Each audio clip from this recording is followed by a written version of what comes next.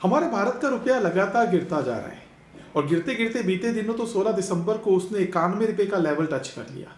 91 रुपये एक historical height है भारत के रुपए के गिरने की। ठीक है, उसके अगले दिन थोड़ा सा उसमें कंट्रोल हुआ और 91 रुपये के बाद वो 90 रुपये तक आया, लेकिन 91 रुपये पे जाना एक हिस्टोरिकल था। आज तक इतिहास में इस तरीके का कभी नहीं हुआ है। और दोस्तों, इस चीज को भी ध्यान रखिए कि रुपया जब गिरता है तो उसका मूल्य जो है डॉलर के कंपैरिजन में बढ़ता है, और रुपये का मूल्य बढ़ना हमारे लिए बहुत हानिकारक है, बहुत खतरनाक है। मैं डॉक्टर PS वोरा, आप सबका स्वागत है PCH पर और PCM पर। दोस्तों, क्या कारण है कि रुपये का मूल्य इस तरीके से डॉलर के सामने इतनी तेजी से गिर रहा है, और क्या कारण है कि हमारी सरकार बहुत ज्यादा संवेदनशील नहीं दिख रही है। हमारी सरकार की तरफ से और सरकार के नेताओं के जो इस पर स्टेटमेंट आ रहे हैं वो तो बड़े एक तरीके से फनी स्टेटमेंट्स हैं, लेकिन एक चीज है कि सरकार की संवेदनशीलता या सरकार को भयभीत क्यों नहीं दिख रही है। डेटा आंकड़े ये कह रहे हैं कि इस साल 2025 में रुपया डॉलर के सामने 7% गिर चुका है। पिछले 3 हफ्तों में तो 2% गिरा है, और केवल डॉलर के सामने नहीं गिरा है। आज एशिया में भारतीय रुपया सबसे कमजोर मुद्रा के रूप में सामने आया है।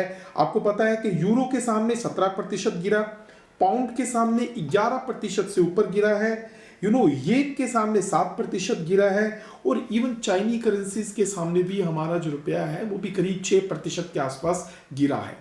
और आपको पता है, जब रुपया गिरता है तो उसका सबसे बड़ा दुष्प्रभाव भारत जैसे मुल्क के लिए क्या होता है, उसके आयात बहुत महंगे हो जाते हैं। आप जानते हैं कि भारत की जो अर्थव्यवस्था है वो मूलतः आयात पर निर्भर करती है। हम खरीदते ज़्यादा हैं, बेचते कम हैं, और जब हम खरीदते ज़्यादा हैं और रुपया इस तरीके से गिर रहा है तो नेचुरली हमें ज़्यादा भुगतान करना पड़ता है।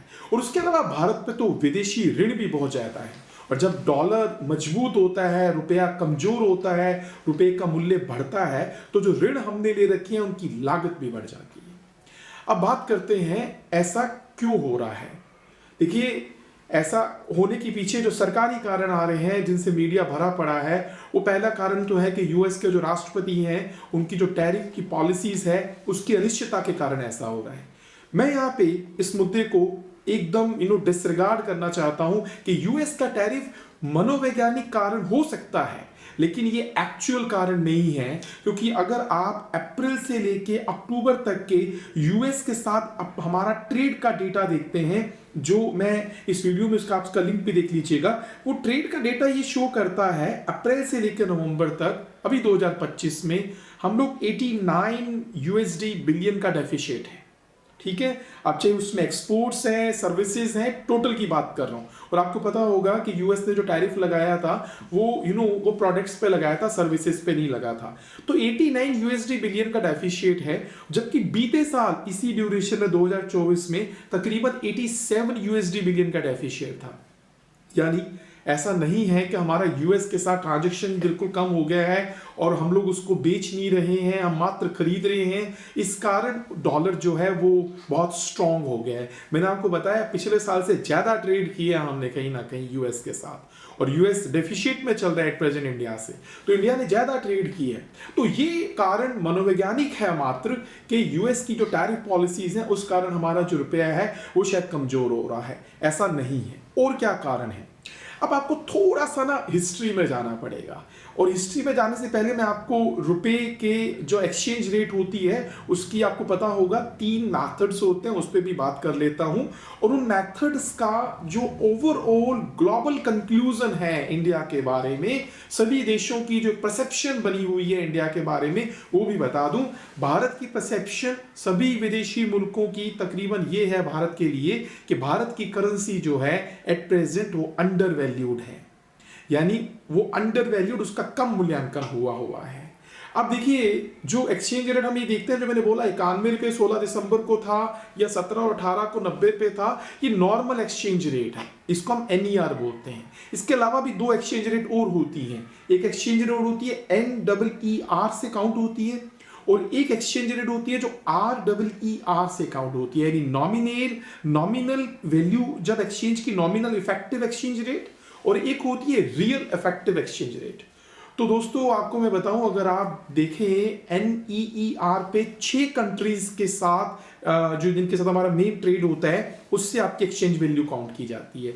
और REER के अकॉर्डिंग उस बास्केट में 40 कंट्रीज हैं। REER को हम लोग ज्यादा वैल्यू में लेके चलते हैं ग्लोबली। तो REER के अकॉर्डिंग इंडिया की अक्टूबर में जो करेंसी का वैल्यूएशन आ रहा था वो करीब 97 रुपए के आसपास आ रहा था $1 के अगेंस्ट। और दोस्तों बीते साल तो ये 108 चला गया था। और जब मैं ये बात कह रहा हूं आपको बीते साल 108 गया, तो आपको एक हिस्ट्री में भी मैं लेके चलता हूं। आपको याद होगा 2022, 23, 24 कोरोना के बाद का जो दौर था, डॉलर रुपए के अगेंस्ट तकरीबन 81-82 रुपए पे टिका रहा था। एक लंबे अरसे तक 81-82 रुपए पे टिका रहा। और उस दौर में REER जो मैंने अभी बोला कि 40 करेंसीज की बास्केट होती है, वो इंडिया के डॉलर को, इंडिया की वैल्यू को, रुपए को डॉलर के सामने 107 और 108 पर आंक रहे थे। और अब मैं आपको लेके चलता हूं बीते साल, और इस साल के शुरू में भी एक हमारे मोदी सरकार के एक्स मुख्य कार्यकारी इकोनॉमिक एडवाइजर रहे, चीफ इकोनॉमिक एडवाइजर रहे अरविंद सुब्रमण्यम साहब का एक स्टेटमेंट बहुत वायरल हुआ था। उसमें उन्होंने ये कहा था कि जो डॉलर है ये 81-82 पर जो टिका हुआ है, इसके पीछे का कारण ये है कि RBI इसकी वैल्यू को कंट्रोल कर रहे हैं। और उन्होंने आंकड़ों के साथ इस बात को बोला था कि RBI ने फरवरी से अक्टूबर 2022 में $180 बिलियन भारत के घरेलू बाजार में बेचा है।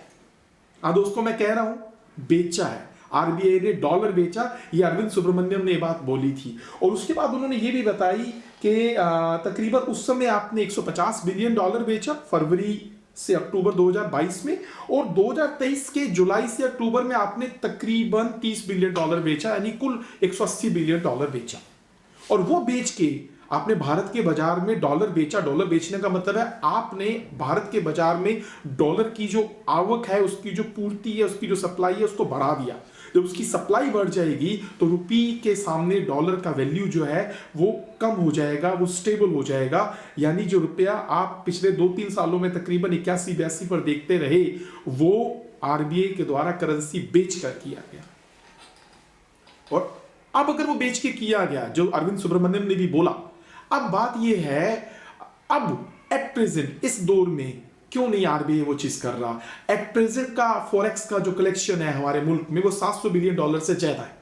जब हम देख रहे हैं कि हमारी करेंसी की रेपुटेशन ग्लोबली खराब हो रही है, हम लोग वीक हो गए हैं, तो हम आज वो स्टेप्स क्यों नहीं ले रहे हैं, और क्यों उन स्टेप्स को लेने के लिए हम हिचकिचा रहे हैं? क्या ऐसा कारण तो नहीं है कि हमें चाहते हैं कि हमारे एक्सपोर्ट्स को कंपैरेटिवली थोड़ा सा बेनिफिट हो जाए? आप समझ रहे हैं मैं क्या कहना चाहता हूं? क्या ऐसा सोच समझ के तो नहीं किया जा रहा कि अगर डॉलर थोड़ा मजबूत हो रहा है तो इसे होने दीजिए, हमारे एक्सपोर्ट्स को फायदा हो जाएगा। और आपको पता होगा एक्सपोर्ट्स में किन की बात ज्यादातर किन्हें फायदा होता है? IT सेक्टर को फायदा होता है। IT सेक्टर का मेनली इनकम जो 80% डॉलर में आती है। अब देखिए बात यह है कि हम अक्सर ये कहते होते हैं कि सरकार की जो इंटेंशन है वो इंडस्ट्री के प्रति थोड़ी ज़्यादा रहती है। हमने देखा कि 2017 का GST आया हुआ, लेकिन उस GST रेट कट्स कब हुए अभी हमने देखे। अब GST रेट कट्स जो हुए तो उसका फायदा किसे हुआ? आम आदमी का तो कंजम्पशन बढ़ गया, लेकिन उसका फायदा किससे हुआ? उसका फायदा तो कंपनियों को हुआ ना, उनका मुनाफा बढ़ा, क्योंकि कंपनियों ने सेल्स प्राइस कम नहीं किए। याद रखिएगा, कंपनियों द्वारा तय किए गए सेल्स प्राइस के ऊपर GST लगता होता है। वो ऊपर GST की दर कम की गई थी, उसके कारण मूल्य में कमी आई, कंपनियों के मुनाफों में कोई कमी नहीं आई। और अगर आपने देखा हो दिवाली धनतेरस का जो एक लंबा अभी बीते दौर में, अभी नवंबर में अक्टूबर में हमने देखा था कितनी परचेजिंग हुई थी, करीब 6 लाख करोड़ की। तो शायद ऐसा हो सकता है कि GST कट्स के माध्यम से प्रोडक्ट्स को, तो मैन्युफैक्चरिंग सेक्टर को प्रॉफिट ड्राइव कर दिया गया। और अब शायद हो सकता है कि हम RBI जो हमारा है, जो 2 साल पहले तो बेच रहा था पैसा और डॉलर बेच रहा था और डॉलर की वैल्यू को रिड्यूस कर रहा था, अब वो नहीं कर रहा है। शायद हो सकता है वो हमारी कुछ इंडस्ट्रीज को फायदा देना चाहता हूँ, लेकिन इसकी मार किस पे पड़ेगी? इसकी मार आप देखिएगा, इसकी मार आम उपभोक्ता पे पड़ेगी। इसके कारण क्रूड ऑयल महंगा होगा, ट्रांसपोर्टेशन महंगा होगा, सब्जियां महंगी होंगी, क्योंकि तकरीबन हमारा मैक्सिमम ट्रेड USD में होता है। अब एक आखिरी बात और, जो मैंने शुरू में आपको बोली कि REER और NEER जो हमारी एक्सचेंज रेट्स होती हैं, उसमें वैल्यू हमारी ऊपर क्यों रहती है? उसमें हमारी वैल्यू इसलिए ऊपर रहती है क्योंकि यहाँ से हमारे इंपोर्ट ज़्यादा होते हैं। भाई मान लो REER की बात करो तो 40 कंट्रीज की करेंसी का बास्केट है उसमें, तो एक्चुअली उनके सामने हमारी वैल्यू इतनी ऊपर क्यों है? और वो क्यों कहते हैं कि इंडिया अंडर वैल्यूड है? रियल में तो इंडिया की करेंसी की वैल्यू 104 105 इतनी होनी चाहिए जैसे एट प्रेजेंट 98 शो हो रही है। वो इसलिए कहते हैं क्योंकि यहाँ से FIs स्टॉक मार्केट से बुरी तरह से पैसा विड्रॉ करता है, कभी भी करता है, किसी समय भी निकल जाता है भारी भरकम रकम निकाल के। अभी के आंकड़े भी आप देख लीजिएगा। और जनरली ये तो एक परसेप्शन बनी हुई है इंडिया के स्टॉक मार्केट में कि जैसे ही क्रिसमस का दौर आता है तो जो विदेशी निवेशक है वो पैसा विड्रॉ करते हैं। दूसरी बात, हमारे इंपोर्ट्स ज़्यादा हैं उन कंट्रीज के कंपैरिजन में।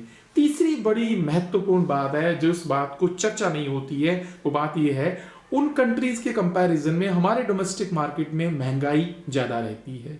उस कारण भी जो हमारी करेंसी है उन कंट्रीज की करेंसी के मुकाबले कमजोर साबित होती है REER पे। तो जब आज विदेशी मुल्क हमारे रुपए के लिए कहते हैं कि ये तो अंडर वैल्यूड है, तो शायद वो एक तीखा व्यंग होता है हमारी करेंसी के अगेंस्ट। अब बात यह है कि सरकार RBI को कब उस तरीके से वापस कुछ कहती है, जैसा बीते सालों में RBI ने अपने आप डॉलर बेच के डॉलर के मूल्य को रुपए के सामने कंट्रोल करने को किया। क्या सरकार ये चाहती है कि एक्सपोर्ट के थ्रू कुछ कंपनीज को, कुछ इंडस्ट्रीज को बेनिफिट होता रहे? अब ये सरकार की इंटेंशन है, ये सरकार की पॉलिसी भी हो सकती है। खैर देखते हैं आने वाले दिनों में इसमें और कितना उतार चढ़ाव होता है। शुक्रिया, थैंक यू।